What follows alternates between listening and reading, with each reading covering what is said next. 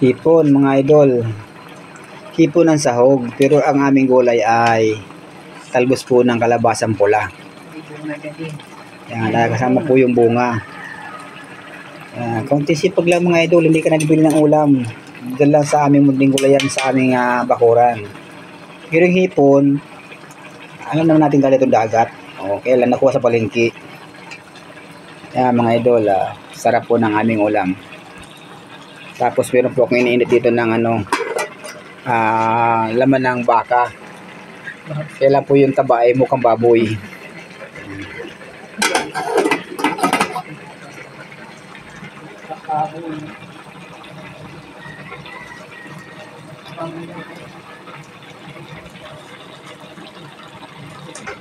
Pwede na ito, kaya na tayo.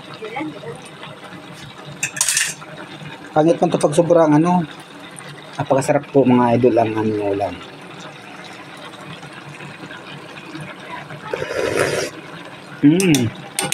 Ang sandok namin bata pa ako, sandok na ito hanggang yung buhay pa rin.